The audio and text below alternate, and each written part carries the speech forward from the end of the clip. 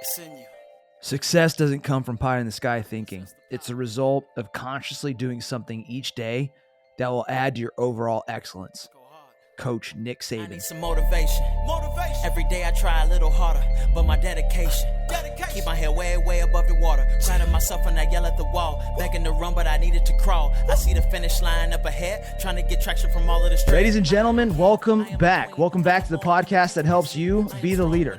I'm Jeramiah Solven. I'm your host. If this is your first time listening, this is a podcast that's designed to help you with leadership, goal setting, achievement, mindset, fitness, high performance, and overall motherfucking winning. So I have an awesome podcast for you today. I brought in a guest, and I wanted to bring in someone that was in the fitness industry, and not just somebody. I wanted to bring in somebody credible who takes pride in working from the bottom up. Today's world, everyone wants to be the next CEO, the boss with their feet up, and they want to achieve that without paying their dues. And to be honest, it's fucking disgusting.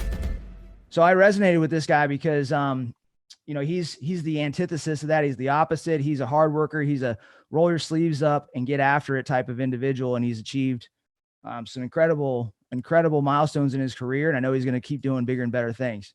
I also resonated with him because of his book, Burned. It's called Burned, Stop Getting Conned by Fake Coaches in the Personal Development Explosion. We're going to open up and we're going to get into some Q&A today with this individual because the coaching space it's a bit toxic, and really the world is a bit toxic. Everywhere we go, there's evil all over, and we need more people that are fighting for good. So we share that passion with destroying frauds, crooks, and criminals in the personal development space and bringing more good in the world. So today's guest is the owner and CEO of PFit, the platinum standard of fitness, weight nutrition. He's the co-founder of Kids Lives Matter to end human trafficking in the U.S. He started PFit in 2016 with only 4 people. He grew a badass business. He scaled his company and opened the 4th one, from what I'm learning, during COVID, which is phenomenal. Most people were shutting down, and he was thriving, getting aggressive. And he hit his franchise goal, and he continues to grow and continues to make an impact in his community and across the U.S. So he's an author. He's a husband. Most importantly, I see him. He's a servant leader. Ladies and gentlemen, Mr. Aaron Nash. What's up, man? How are you? I'm doing good, Aaron. Thanks. Like I said, thanks for being here, man. It's going to be a value-packed episode for the audience, and I appreciate you taking the time. Absolutely, dude. Here for you guys. Well, Dave, there's a few things I want to touch on today. I want to touch on your personal story. I want to touch on success and business growth. And I want to touch on leadership. There's a leadership. I mean, all those topics they're worth diving into because in my opinion, everybody's just trying to make the next best social media reel, trying to be the next best guru. And there are very few people that have paid their dues, worked their way up, and achieved a story worth telling. You know what I mean? And then they're not just flash. And I think you're that guy. And so I want to talk about those things, your personal story, building a world-class business, and leadership. Yeah, man. To riff off that immediately, is I think anybody that we respect on social media, we respect them because of what they built in real life, not what they built on social media. Right. And I think the biggest misconception for a lot of people is they think social media is real life and that's what gives you credibility. But when you look at guys like Ed Milet, Gary Vee, Andy Frisella, Tony Robb, like you look at any of these guys, that's not how they don't make their money on social media. Right. That's not their business. Their business isn't social media. And I think a lot of times where people get confused is they think social media is the business, not the actual work and the value they do. And that's where I think, honestly, the biggest confusion is because people see that they go, oh man, I'd love to be an influencer. Well, influence comes from real life, right? From trust. And if you don't provide value to people enough, you don't get people who follow you and you don't gain influence with them. Right. So I think the first misconception is when people look at people that, you would respect or claim as influencers in the space, in any space, I would bet you that 99.99999% of them do shit in real life. And what they show you on social media is just the actual actions that they're taking in the real world. Even take the Paul brothers, right? Like those dudes have a million things going on. Yeah, they've been doing it for a long time, but like now they're to the point where they're showing you like the real stuff that they do. And they just happen to like to talk shit online. And now they're worth however many millions of dollars they're worth. No, very true, man. And the Paul brothers are a great example, because you look at them at face value and you're like, man, they kind of rub you the wrong way. And then you lean into their story and you're like, man, these are some motherfucking hard workers that just don't stop. You know what I mean? They're credible for sure. With you, I'm curious, your book, before I dive into this, your personal story and some of the other topics I want to touch on, your book Burned. Kind of a random question. Why did you write it? Is it because you have a passion for just like, just destroying the fakes, the frauds that are out there? Or what was the catalyst for that thing? No, man. I mean, I've been burned, right? So I've spent a lot of money on coaching. I've spent probably over $500,000, no problem, in personal development over the last 5 years, like without question. And to be honest, like I've been taken advantage of. I've been in the industry long enough. And to be honest, dude, what happens is once you get into the place where I'm at now, right? So now really what I do is, yes, I'm in the fitness business, but I'm in the investment business as much as anything, right? With franchising. That's really what I do. So when you get into that circle, and you have guys who have to write, $250,000 checks, there's not that many of them, right? When it comes to actually putting pen to paper, being able to write checks and stroke checks, that circle gets very small very quickly. And you find out who's real and who's fake very, very quickly, right? Who plays entrepreneur and who is entrepreneur. And so, over the last couple of years, there's just been an insurgence in the personal development space of, anyone who, if they lose 20 pounds, they're a fitness influencer, right? And they think they should be in charge of someone's body, right? Or they want to go start their own business. And okay, cool. What does that mean? Oh, you make reels online. That's not a business, right? Or they're a realtor and they want to be a life coach, right? Or they're a car salesman and they want to be a success coach. Dude, it doesn't make any fucking sense, right? So all I wanted to do was and you'll notice in the book, I don't call anyone out by name. I don't go after anybody. There's no one that I say, fuck this guy. Do I recommend a couple of groups besides Arate? Not really, right? I might mention a couple of guys that I personally know that I think for the level that they give information for, they do a good job. But at the end of the day, I wanted a place where people could go to tactically take the money that they were thinking about investing and first make a decision of, should I be putting this money back into my business, right? Because again, for most people, dude, most people use coaches as a crutch, right? Mm-hmm. Most people go, oh man, I need this, or I need that, or I need this guy. If I had this guy in my corner, I'd be good. No, you wouldn't, because that guy's not going to go run your fucking business. So, right. When I joined Arate, and even when you did, dude, back when the original people were in it, we paid $50,000 to $75,000 a year to be in it. Okay. So you had to pay some real money. You had to think about but also, dude, there was people pissed off because they thought they were paying this money and Ed and Andy were going to personally coach their business. It's dude, if you wanted Andy Frisella to personally coach your business, it would cost you more than 50 or 75 fucking grand, right? Don't be a moron, right? And there was people legitimately well, I thought blah, blah, blah, blah. And it's no, dude, you're an idiot. You know what I mean? So it's about taking strategies, implementing them, and then honestly, how to utilize a coach, right? Dude, that's the other thing is most people don't understand how to utilize a coach. And the number one explanation I could give is because I work with Ben Newman with my team as well, right? So he's the mindset and mental toughness coach for Alabama football.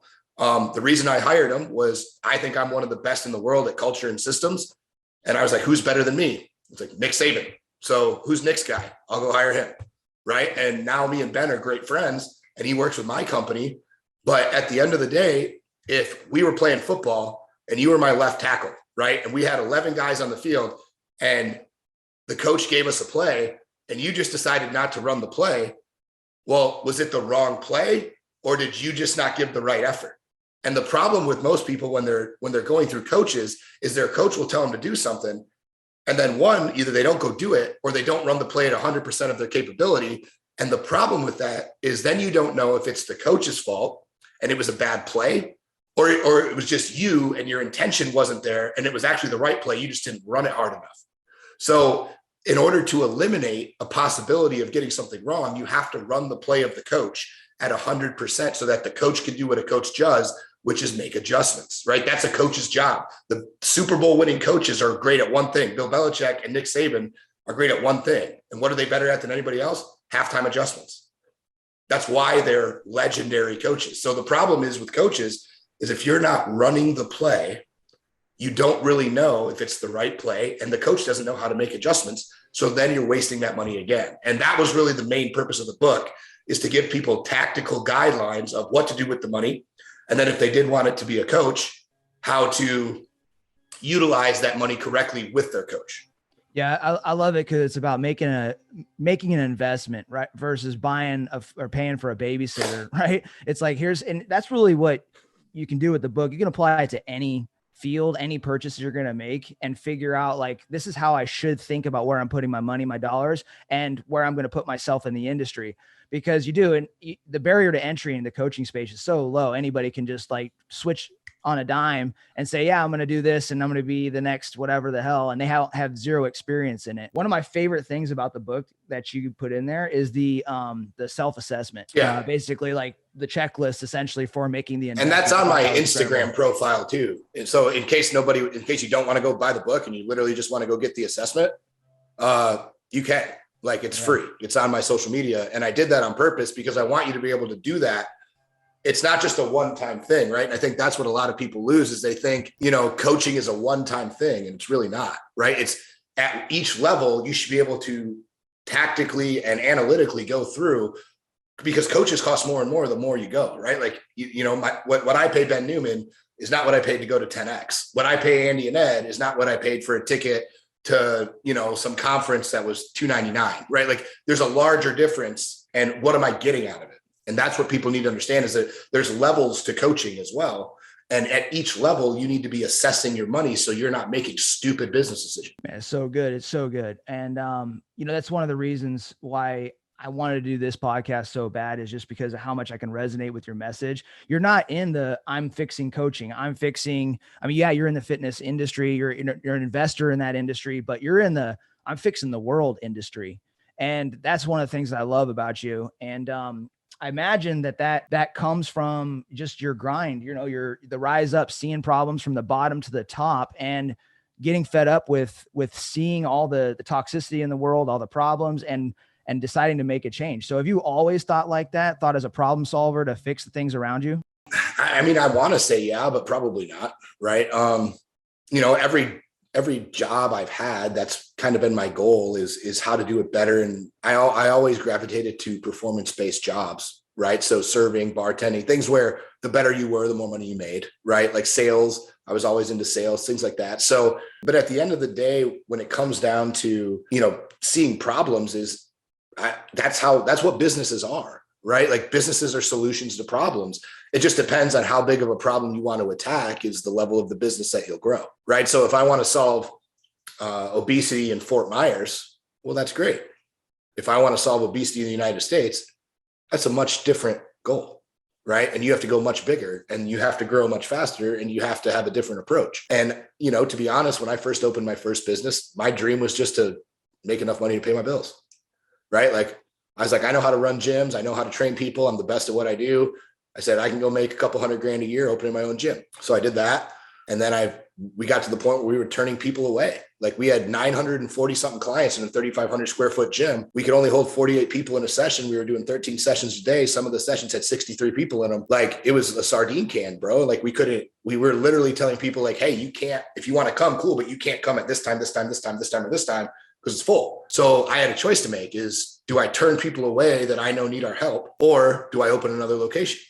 And then and then as we've grown, so did the vision. And I think, that's one of the biggest things that entry-level entrepreneurs fuck up, is they think that their vision needs to be massive, right? When in reality, most of the time we get into it to be our own boss, right? Like, or to pay our bills and to not, have to answer to whoever. But at the end of the day, what I've learned over the course of, the last 6 years doing my own thing is, as you grow and as your vision expands, you have two choices. You can be happy with hitting that goal, and that's 100% okay. There's nothing wrong with setting out to, hey, I want to make $150,000 a year. I want to work 40 hours a week, and I want to have my, kind of be in control of my schedule. Dude, if that's your goal, awesome.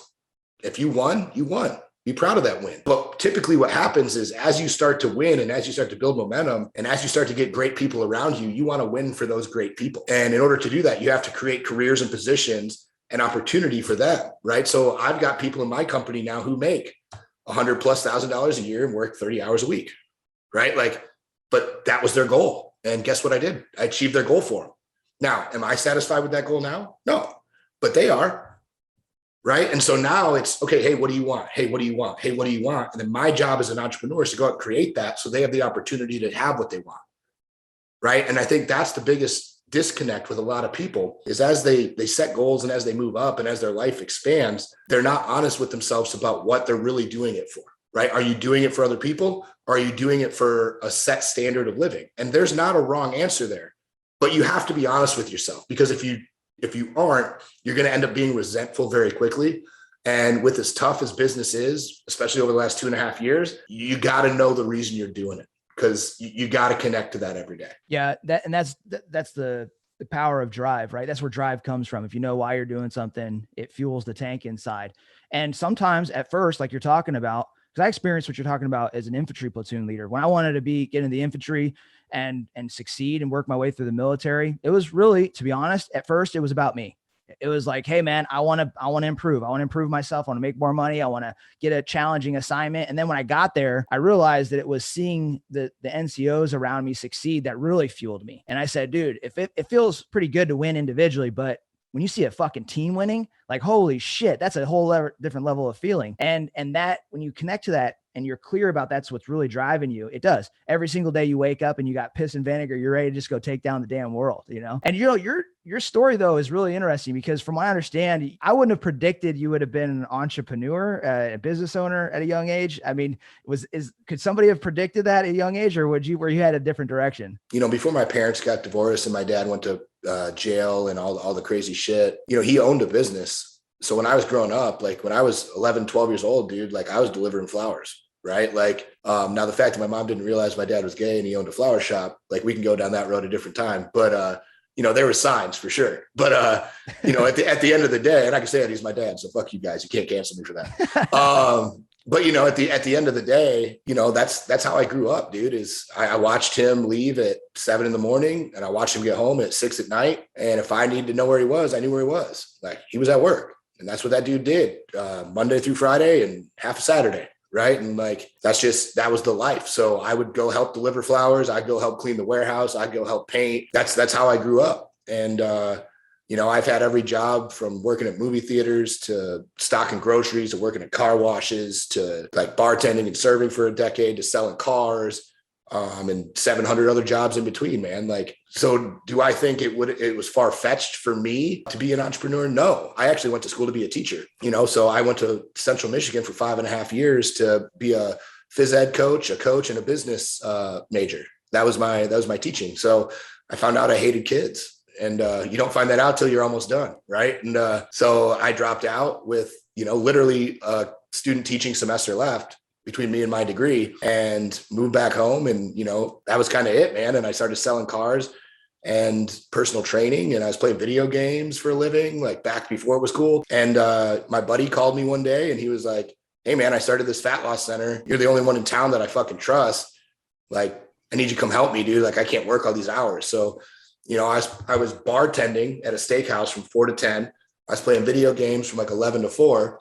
And then I'd go and work the 5 a.m. to 10 a.m. shift for him. And I was making $250 a week, right? Like that's what I was doing. So, you know, I've always been accustomed to working hard. I've always been accustomed to long hours. I've always been accustomed to, you know, if anyone's going to do it, you got to do it.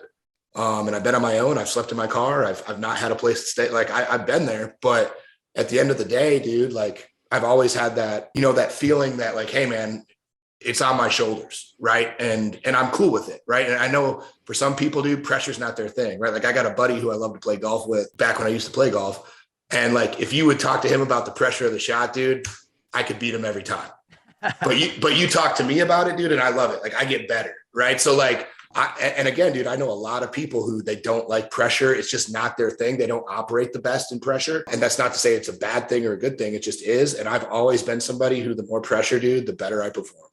So I don't know if that helps. You know, it's kind of your story when I'm looking at it. It's like, I see a guy that has drive, has passion, and has the work ethic, which he models from his dad. And then all of a sudden it gets pointed in a singular direction. And that's a dangerous motherfucker right there. Right. It's like all this energy going to these different things, playing video games and bartending. But then I get laser focused on one thing and I decided to just blow that up. And that sounds like what happened for you. So when did that switch happen? And then could you talk to me a little bit about the growth of PFIT and some of the other things that you've built along the way? Yeah, man. So I was in Michigan. That's where I grew up. And my buddy had called me to help him open his gym. And we ended up open 4 and 4 years. And to be honest, dude, he ended up getting rid of me. He gave me a stipend to go away quietly. So there I was with, $75,000, and I couldn't compete in the only area I'd ever grown up. So I had no network. So my buddy lived in Fort Myers, who I grew up with and played Pee Wee football with since I was 5, went to college with him. And he's actually the president of our company now, of our gyms.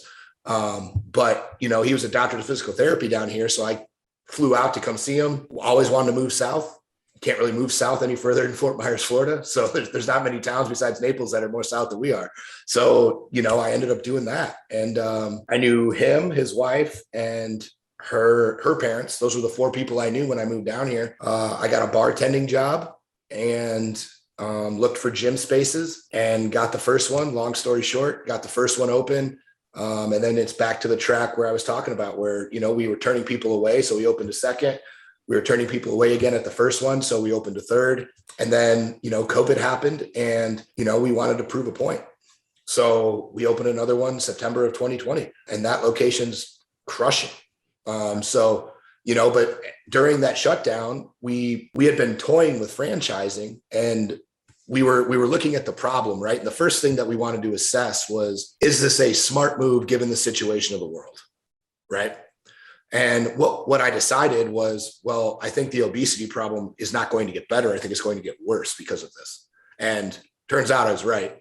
But at the end of the day, it was, hey, if what we are providing is a solution to a problem, and that problem is going to get better or going to get bigger, do we have an obligation to go after that problem?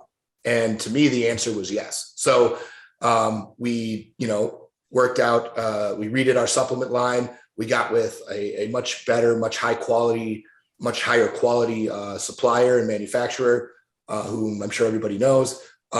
We, started franchising, got through all the paperwork, all the lawyers, all the trademarks, all the bullshit to get that launched. And we launched our supplement line in February of 21 and franchising in March of 21. And we sold 54 units in 8 months. Which was a record, more than any of the other gyms that had ever started their first year in sales. And, that's where we're going right now is, we're closing in on 100 on paper, and we have about 214 in negotiation right now. And that's, kind of the short version of what we did. But ultimately, at the end of the day, we've done that with 0 ad dollars. Right. And the reason that we've been able to do that is because we have a solution to a problem that's only getting worse.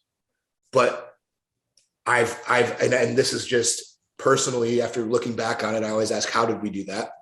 And I think it's by doing the right thing and having people be able to follow you through a journey. Right. And that's why I tell people, man, when it comes to social media, because I'm the CEO of a supplement company, we have influencers, right, who are on our team. It's funny how when I make a post, I smash everybody, and I have a quarter of the followers of some of these guys, right? And I just obliterate people.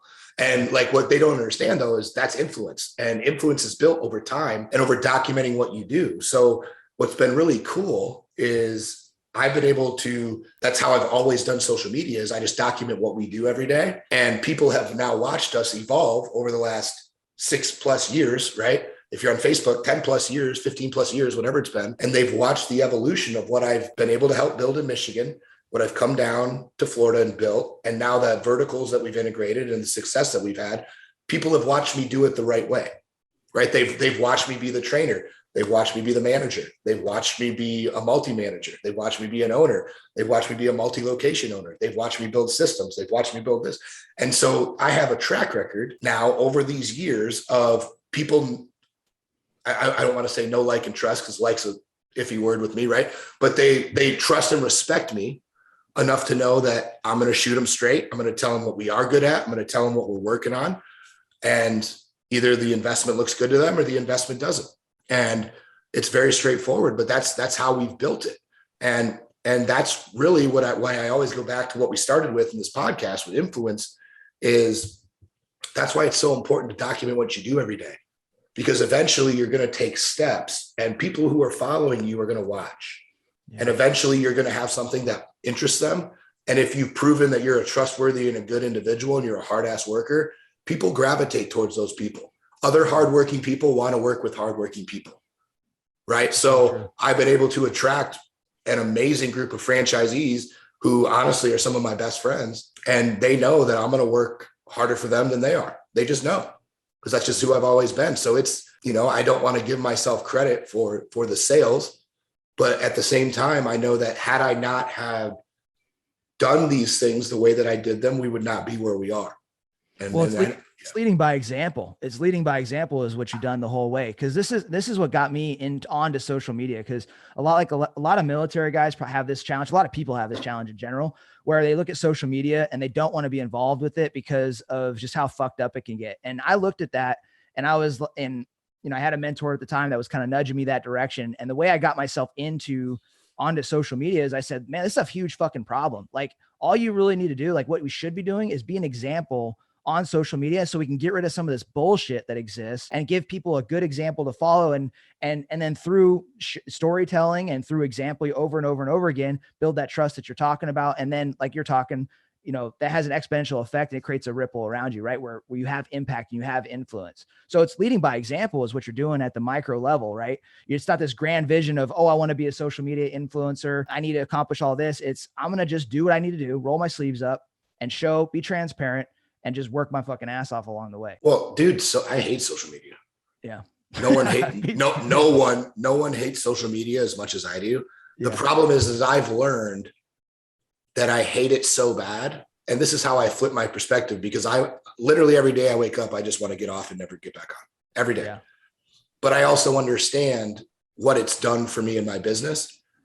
So what I've learned to do is I've learned to take the hate that I have for it and say, you know what I'm going to do is because I know that what I'm putting out is the real things that I'm actually doing. I'm going to just abuse these platforms until they pay me every fucking red cent that they owe me, because for me to put up with them. And I've flipped my perspective to just be like, because dude, I promise you, no one hates social media more than I do. And I hate it. However, if you're too stupid to not realize that there's things that you hate that are beneficial to your business and your brand and where you want to go, then you shouldn't be in business in general. And and this is the same reason I don't have a podcast, right? Is to be honest, is because I think there's too many. And I think most people are just regurgitating the same shit.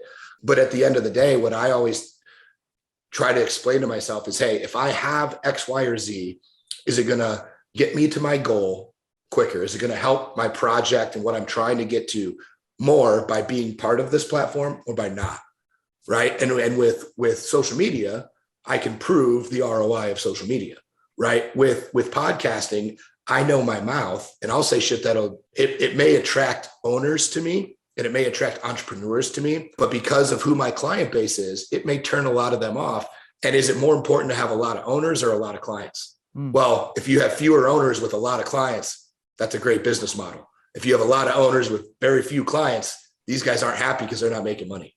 Yeah. Right. So that's how I assess everything, is in the grand scheme of where I'm trying to go. Does that make more sense for me to do it or to not do it? And if I can't quantify that, I don't do it. Your mindset is unique. It's really special. And I've run across it. You know, I've met a lot of people in my life, and there's only a small percentage of people that think like that and can, one, self-assess and then use their weaknesses as strengths, essentially, right? And what you've been able to do is, one, you might at one point in time thought that your emotions were a weakness, getting too pissed off, being emotional, whatever. But now you've learned to channel those into a positive direction to get the outcome. That's exceptional. Not a lot of people can do that. And then also you recognize the human aspect of who you are, that you have these emotions and that you feel a certain way, but you look at things logically and you're still able to move forward. A lot of people can't do that. They cross them over. They say, if I feel a certain way, they go that direction. Oh, how many times have we heard, I don't want to work out today? And then that person doesn't work out, right? They can't separate emotions from the logical next step. And you can do both of those things. So I think that's worth unpacking, to be honest. What I was going to ask is this dark side that you have in you. You know, I know Tim Grover talks about it. I personally experienced it, and you seem to be an expert at utilizing it. And is that one of the primary drivers for you for achievement, is tapping into this darkness, this emotion that you have inside of you and using it for fuel? I mean, yeah, that's my whole first book is Darkside Dichotomy. I actually, I wrote it after I met Tim and we kind of became friends. So it's been a huge thing for me. And I think the biggest thing that people need to understand, and the reason that I called the first book Dichotomy, right? And I use that word is because it's the most powerful force that there is. The dark side is, right? It really is. The problem is what most people don't understand is it's a slippery slope, right? So you can use it and it can cripple you and make you have pity and put you into drug abuse and put you into alcoholism and put you into depression and put you into suicide. It can put you into, like, your story and the bad shit that's happened to you can consume you and you can become like every other statistic. And trust me, man, when I was bartending, getting fucked up every day on drugs all the time, people would ask me, like, occasionally, we'd be out like, oh, well, what, talk to me about your parents, or, hey, what's your family? And I'd, tell them the shit show, and they'd be like, oh, dude, like, here, I'll buy you your next round. Right. Like, that's fucked up. And like, they would enable it. And I allowed that for a decade of my life, really, to consume me. Right. Of that dark side happened to me. And then, from that point on, I realized that, hey, I should have been in jail. B, I should have been dead. And C, the fact that I was neither and nor had a scratch on me, because I had grown up religious, but God was the only explanation for that. There's some things you go through and you're like, that logically, I can't make sense of that analytically. And I'm a very analytical, logical person. And the only answer I could come up with was God on that one. And you realize that, hey, you know what? Like, sometimes you're meant for more.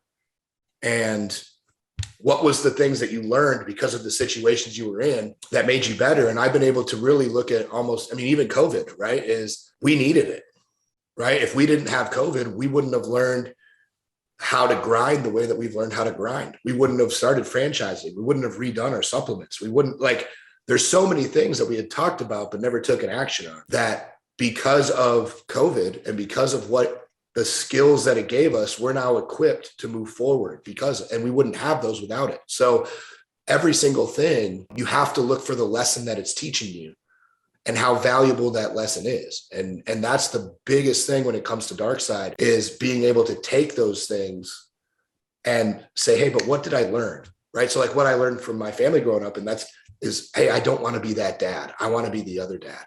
Right. Like, hey, I don't want my kids to ever hear me up at night crying because I can't pay rent, right? Because I don't have groceries, because I can't have Christmas, because I'm literally going to get evicted. Like, I don't want my kids to ever hear me doing that, but I've heard it. So now I know the opposite, and I know my why of why I don't want there, because I want my kids to always feel safe. I want them to know that dad's got them. I want them to know that no matter what it comes to, I will figure it the fuck out, right?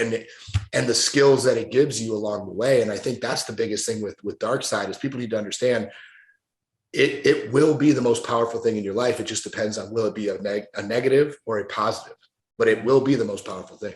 Yeah. It's like the dark moments can be your superpower, the thing that creates your superpower, or it can be your kryptonite that absolutely crushes you. And you got to decide which one it's going to be. Yep. And to be honest, it's going to be one.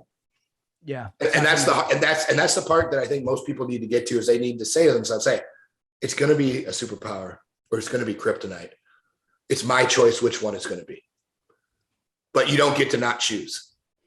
Yeah. And I think a lot of people ignore their shit because they go, oh, no, it's just, everybody goes through. No, it's going to be one or the other. So which one are you going to let it be? Man, that is so fucking good. That is so good, man. It's like, I personally can relate to that, and I'm not going to go into it here, but I think everybody can to some degree. And the sooner you make the decision, the sooner life is going to get a lot better. Or it's going to get a lot worse, right? Like, just taking control of it is really the key there. How do you use the dark side today? Well, to be honest with you, dude, I had a really bad phone call just today about something that I thought was done, and now I've got to go back to square one with it. So, okay. That was 20 minutes before I hopped on the call. So to be honest with you, I knew I had this coming up, and I said, you know what? I'm very pissed off. I'm like, it's the last thing I want to do. I don't feel good. I sound like shit. I was like, I could text him and it's not going to fucking matter. And actually, dude, what I did was I had my vision board next to me on the computer, and I looked at it and I was like, dude, you know what? I haven't visualized anything today. And so I just sat there and I thought about, what myself would look like being worth $1 billion fucking dollars. And so I have a blacked out Rolls Royce Wraith with a blacked out jet in front of it. And like, so I imagined myself just going up in the stairs there, getting off in Napa, going to my house, seeing my family, hanging out with my people. And I was like, yeah, dude, that's fucking worth it. We can get through today.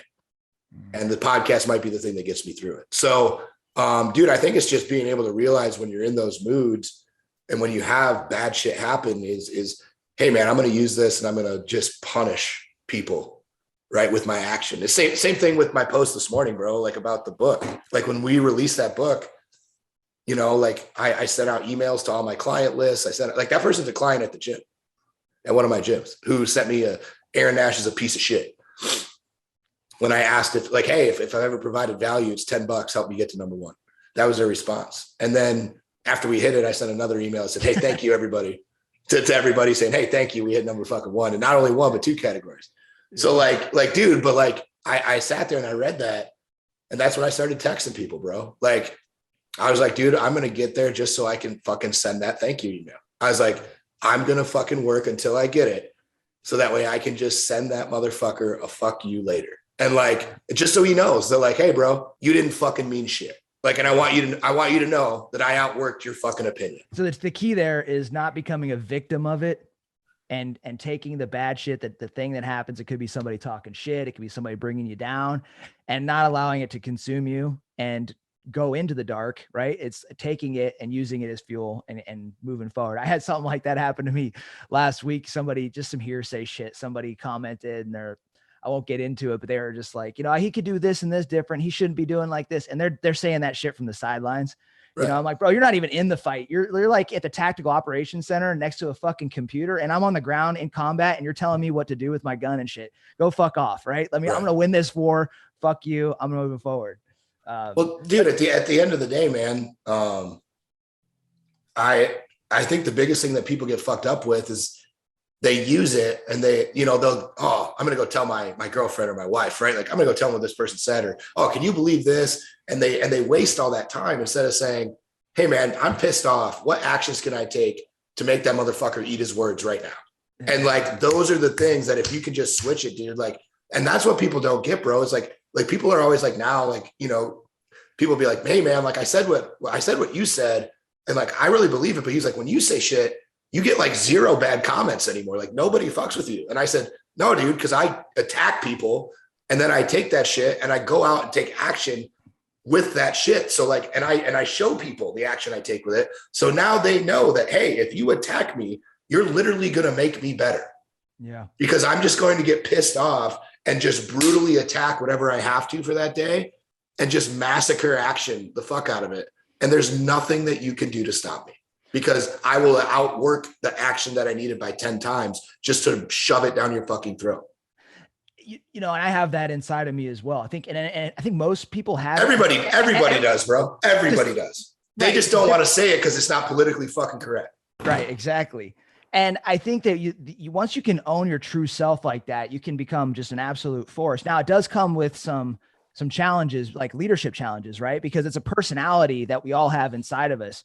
So what's your approach with managing, let's just say, the dark side, you know, allowing yourself to feel the emotions that you have, make decisions, be aggressive, and still not necessarily saving. Well, I guess it can rub people the wrong way sometimes, right? So you have to be strategic and build teams along the way. So what's your approach with balancing the dark side with leadership? Well, dude, I think that's the biggest misconception about leadership, bro, is I'm the same way to everybody, but everybody that I work with and every single person, because dude, we have people from 3 different countries, fucking 6 different ethnicities, fucking every sexual orientation in the book, like they all work for me. Right. And most people be like, huh? But like, at the end of the day, like every single one of those people knows that I'll go to fucking war for them. Mm-hmm. And on my team, we don't discriminate against anything unless you're a fucking loser. If you're a winner, I've got a spot for you. If you want to work hard, I've got a spot for you. If you don't, it don't matter anything else. You're the fuck out of here. Like, I don't care if it doesn't matter. There's no scenario where I've ever taken that into account, ever in the history of fucking ever, because that's not how real companies are built. Real companies are built and real leadership is built on the core values, the missions and your mission, and then finding people who align with those things. And if you find those people, guess what? It doesn't matter anything else. None of the other shit matters. So like, are there people who agree with everything I say? No, but no one agrees with everything anyone says. There's not two people who agree on every single solitary fucking thing on planet Earth. The problem is we've been taught that that's a bad thing, right? Like, well, if I don't agree with you on this, like you're my enemy. No, dude, we're allowed to not agree. If you like to sleep with dudes, like, cool. Like that's you. It doesn't affect me. I'm cool. Are we still going to go win tomorrow? Yeah. Like, here's your job. If you execute your job, we're good. I don't care what the color of your skin is.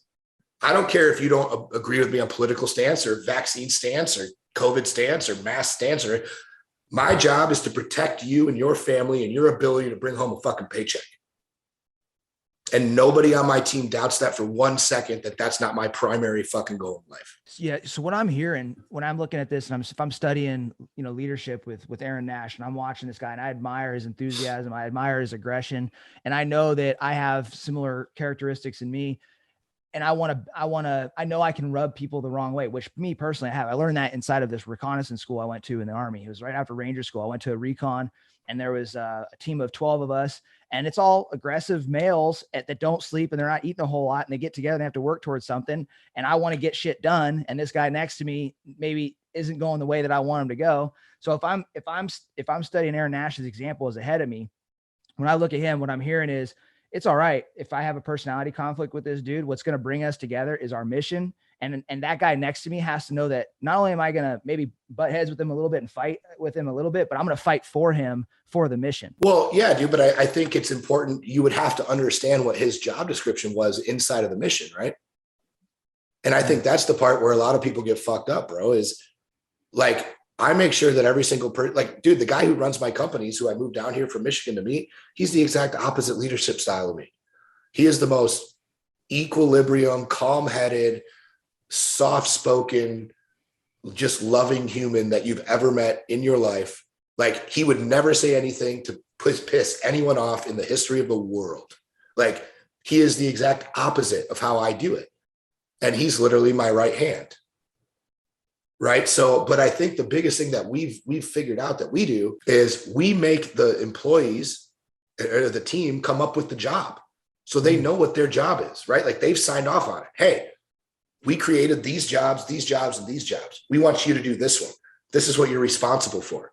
And as long as we're doing that, it doesn't matter how you communicate, as long as we're communicating through our core values towards the mission based on their job description. And where a lot of leaders get fucked up is when they initially are setting up what their business is supposed to be and they're bringing people on, is they think that they're supposed to be smarter than their employee, and they don't sit down with them and say, hey man, this is what I'm struggling with. I need you to do this and this and this, but I don't know what else the job's going to look like. So together I want us to come up with it. So that way, eventually we can hire someone else to do it, and you and me can move on to the next thing.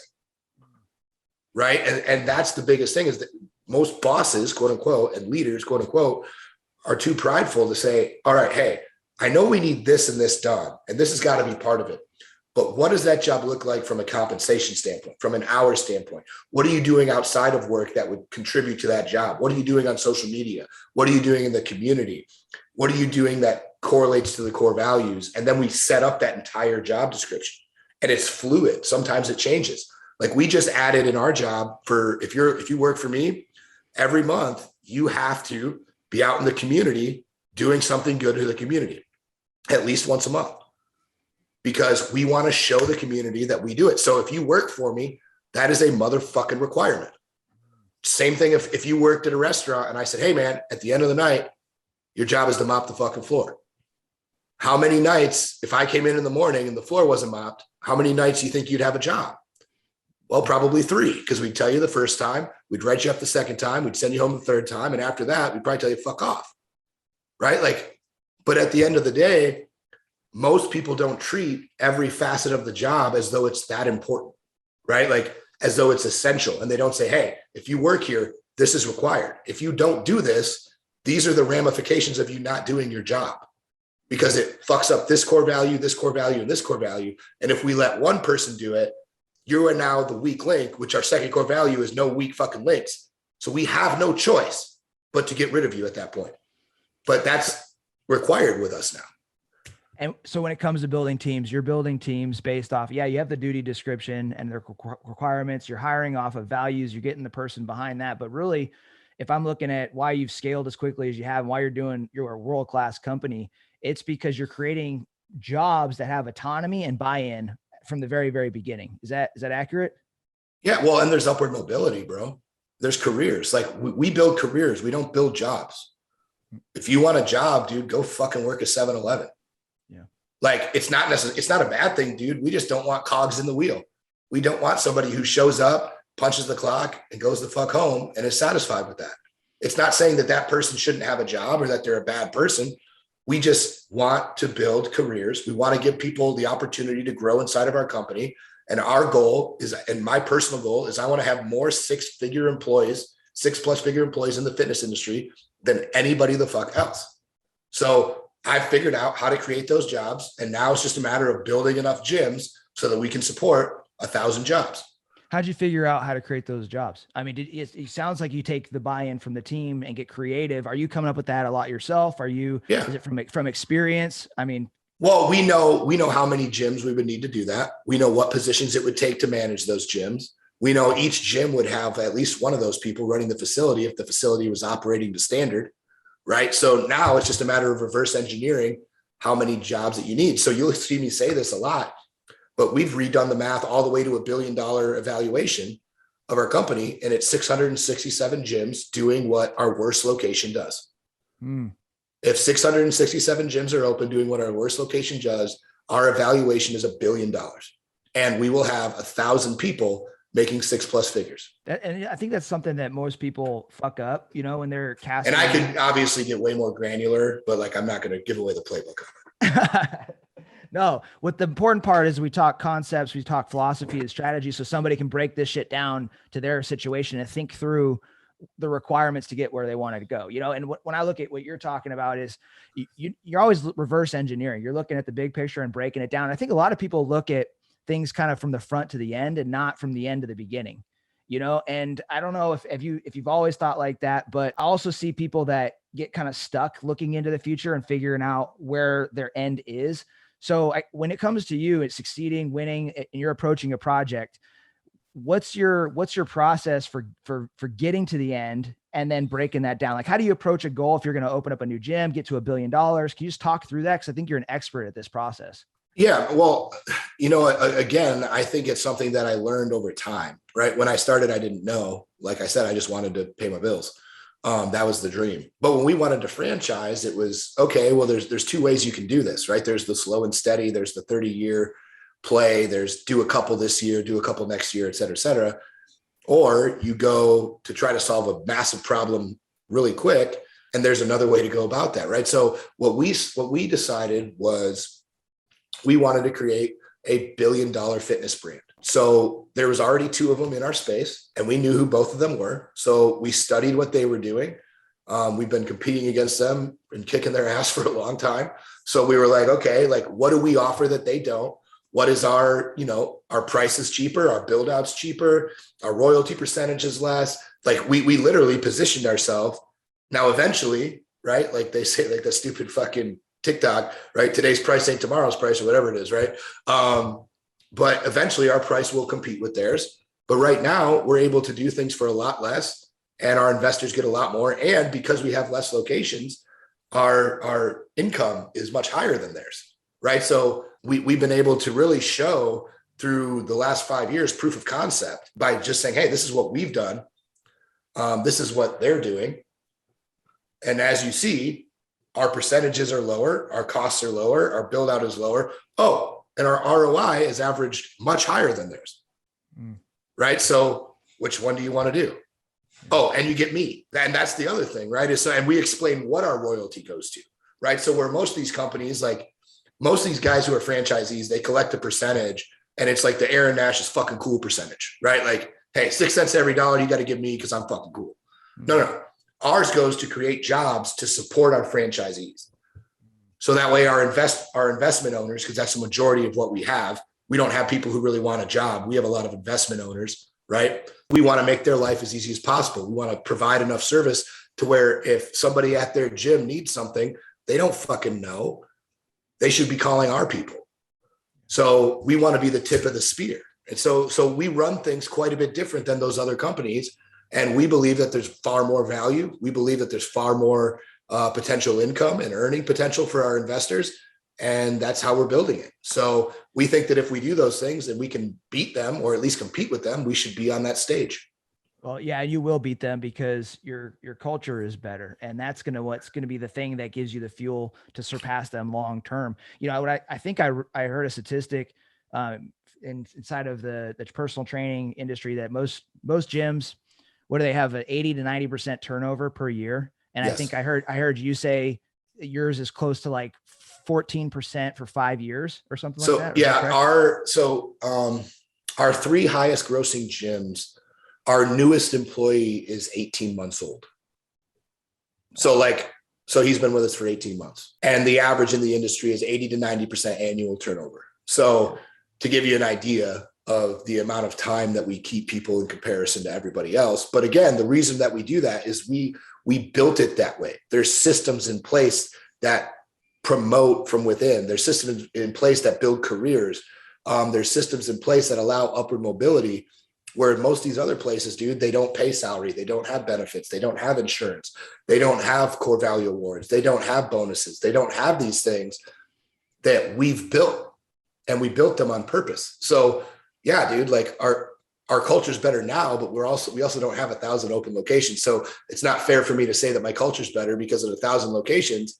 My culture will obviously be diluted somewhat. Now I'm hoping that it's still far better than these guys, but that's, technically an unfair statement because they have so many more locations.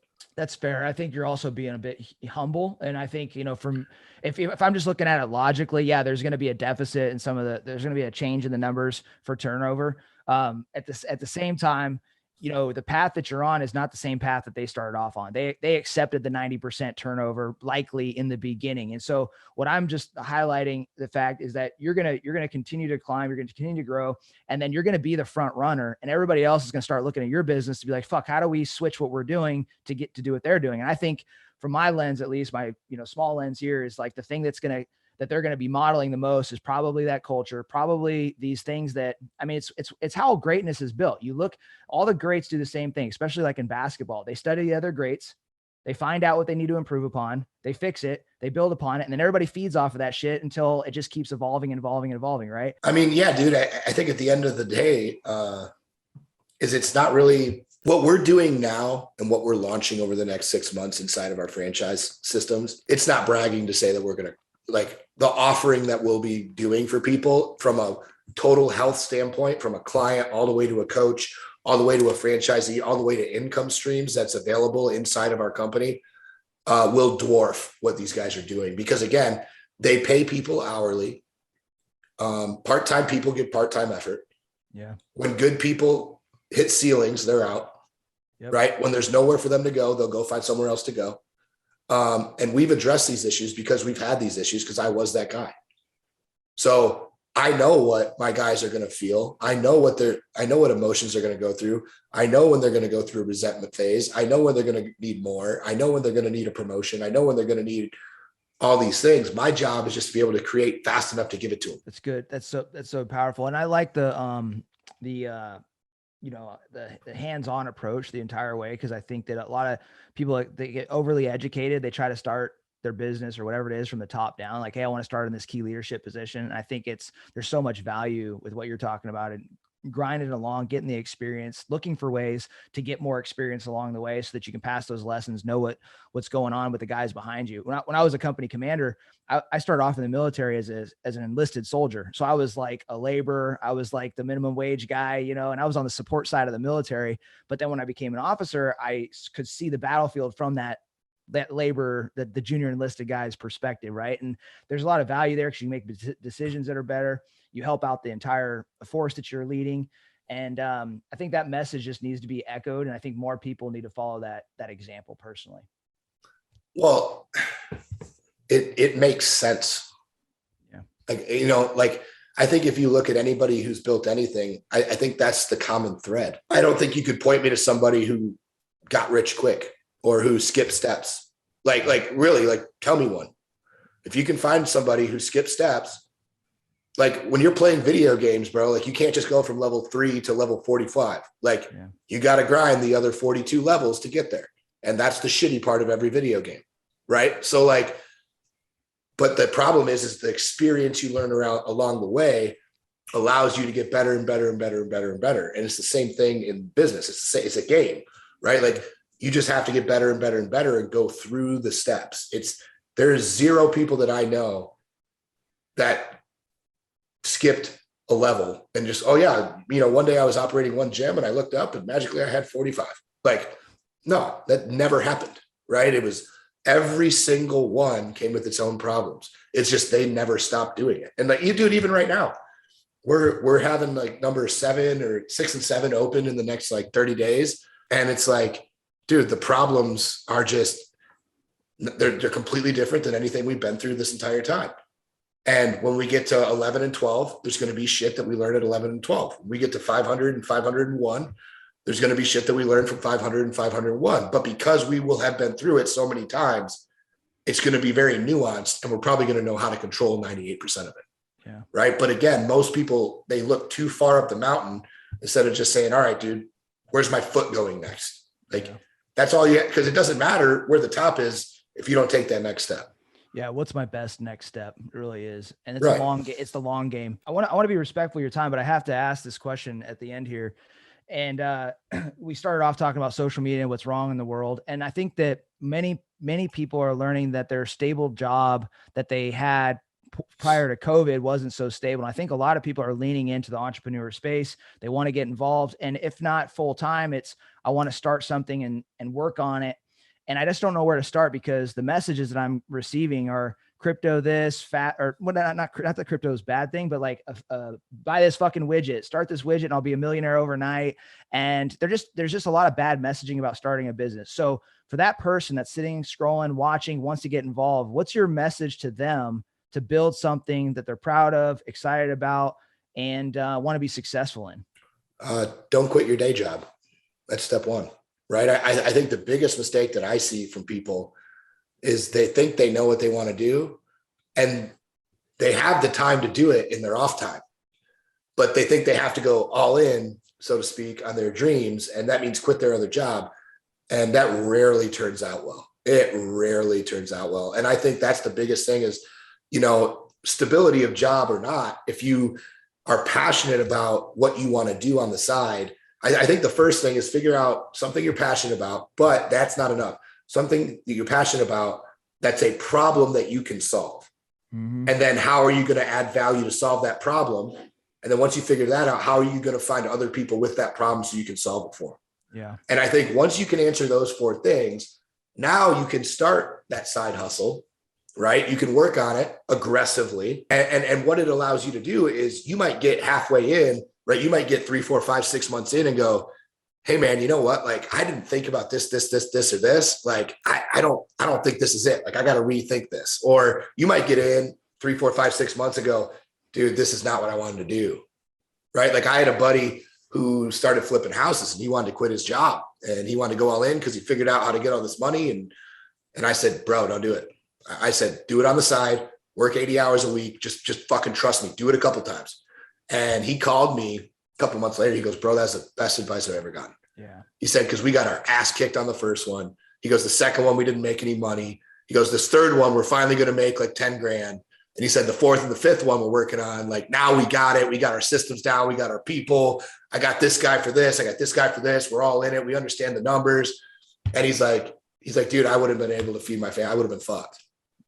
And dude, I see this so many times with people where they quit their job to go all in on an idea and they haven't proven it. Right. And again, the thing that most people don't understand about business because they've never done it is it takes time, but also there's attrition, right? Like every business has a fall off. So you might say, well, I'm going to go be an online trainer. Okay, cool, man. You might think you're going to have 150 people sign up because that's how many people like your posts. Let me explain something to you. You might get 5, you might get 10, you might get 7.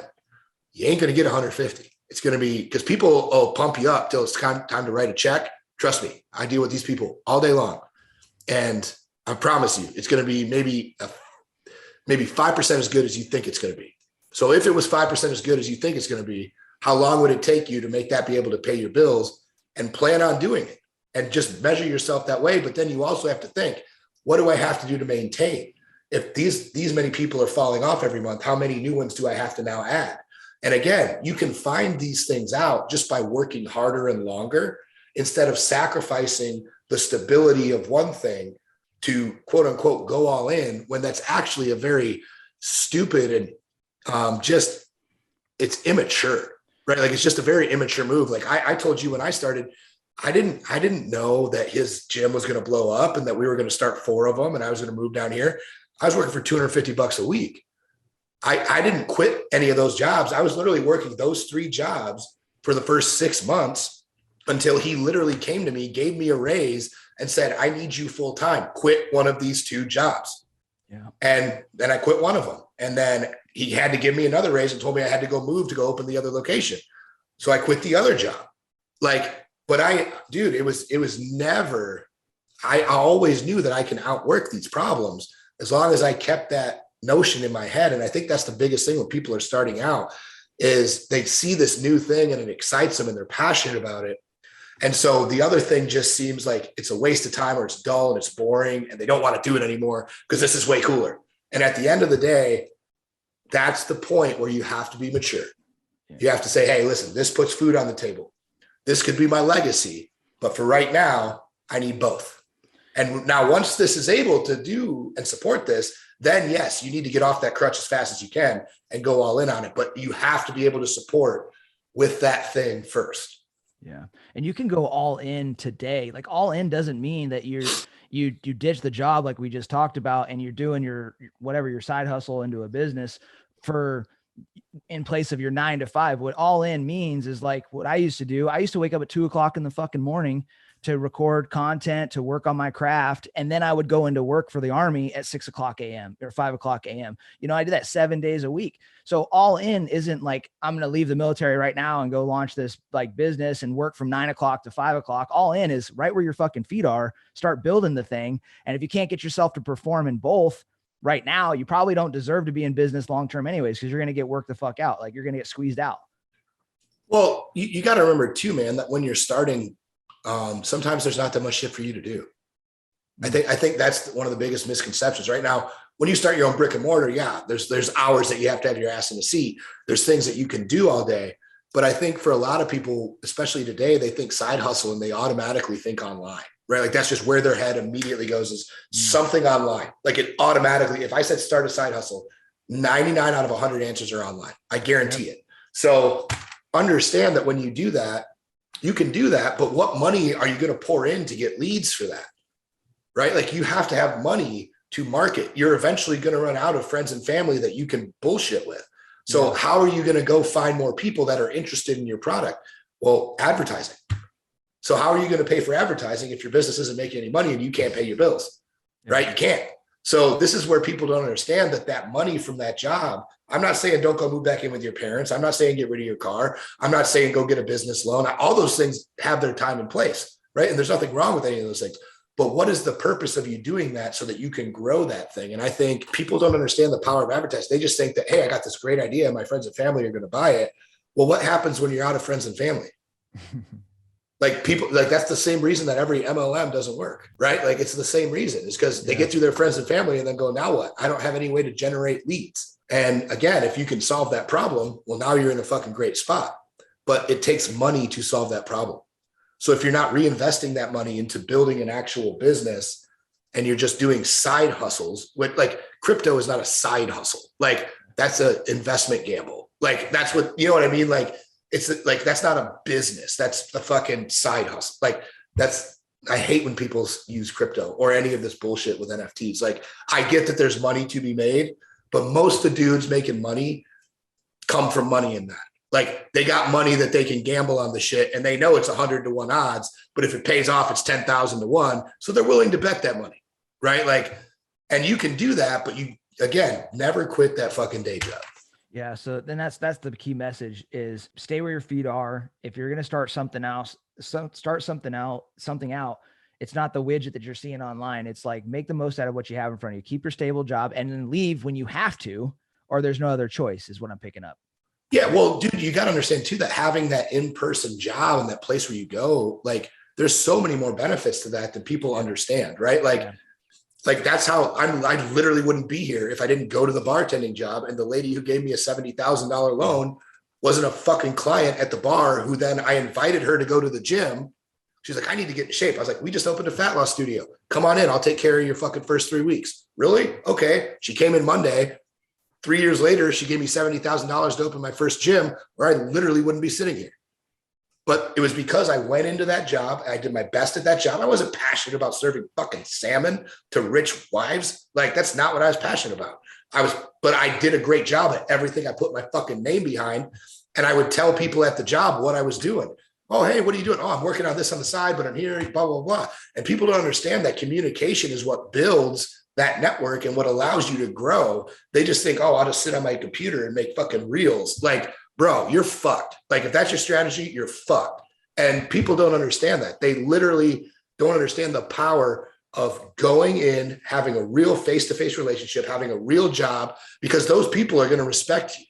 Those people are going to come to know what your name is about. So then when they see you online, now you've built clout, and that's influence. So if you have somebody and you work at a fucking coffee shop and you make the best fucking cup of coffee and you're always the happiest dude when you're there because everybody else at the coffee shop's a fucking asshole, right? And they walk in and go, man, that Brad guy's really fucking nice.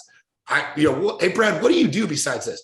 Actually, I just started this and it's online. This is our website. Here's my card. If you ever want to support us, cool.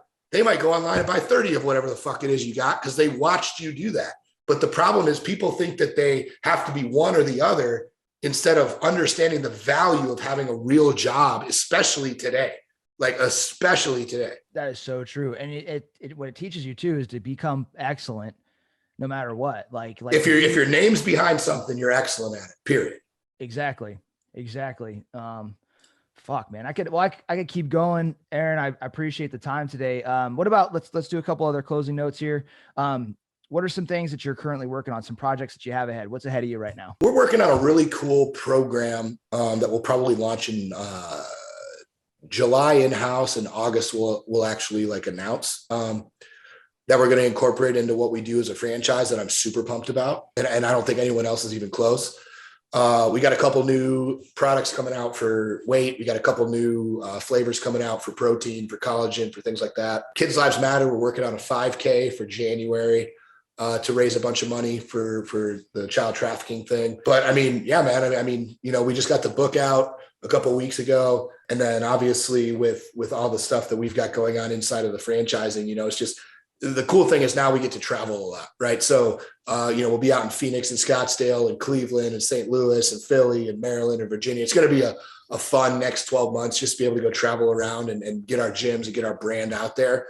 Across the country, and we're super looking forward to that. But yeah, man, I mean, as far as projects go, that's about it. That's just about it. It's quite a few things you're working on, but it's great. And I'm hoping to get involved with the Kid Lives Matter, man. That sounds great. And I'll be following along your journey with everything else too. What's the best way for people to stay in contact? Is it Instagram or is there something else? Yeah, dude. I'm full on Facebook. So if you Instagram, just Aaron Nash 20, AARON NASH 20. I'm typically pretty good at responding on there. If you guys need anything, obviously, we have a website that we're working on as well. That'll just be a personal website that'll hopefully launch probably beginning of next year. So I'll have a general spot for everything that I'm doing. But yeah. Well, guys, ladies and gentlemen, today was value packed. And I think the best next step for you is follow him on Instagram, pick up his book, Burned, if you're thinking about hiring a coach or a mentor and you're not really sure what to look for. But more importantly, get involved in some of his companies, follow and watch the story, because you're going to see how business is built and how it's done right. And this is good quality content that you can consume to make sure that you're on the path the correct way and that you're not just following some latest trend that's going to cause you to be broke, miserable and lost and confused. Okay. Or getting taken advantage of. So I highly respect Aaron and I encourage you guys to follow his stuff. Aaron, anything last that you want to say to the audience before we close out, my man? No, guys. I mean, I think we kind of covered a lot of it. Just understand that these times that we're going through are not fun for anyone. Right. And, operate with a little grace, operate with a little patience.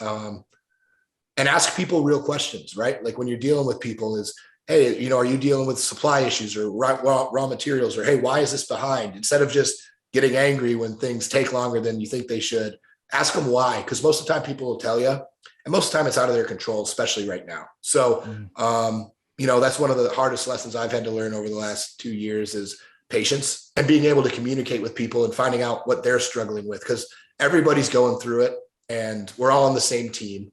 We're all here to accomplish the same thing. We all want to take care of our families and make better lives for ourselves. There's zero people that I've ever met who don't want those things. So, see what you can do to help people. That's all. Great message, Aaron. Appreciate you a ton. Ladies and gentlemen, you heard the words. As always, use something from today's podcast. Don't just be an info seeker. Put it into action, whether that's something from the Darkside, leadership, building the business, or simply goal setting, achievement, and winning. But until next time, be the leader. Some motivation. Every day I try a little harder, but my dedication. Keep my head way, way above the water. Proud of myself when I yell at the wall. Begging to run, but I needed to crawl. I see the finish line up ahead, trying to get traction from all of this tread. I am a king, I am a queen. I am more than the people can see. I am strong when I'm needing to be. Vulnerability's nothing to me. You can try, but I'm unshakable. My successes is never debatable. I'm chameleon, I'm so interchangeable. Here's to you and all that you are capable. You gotta go hard, better get it. You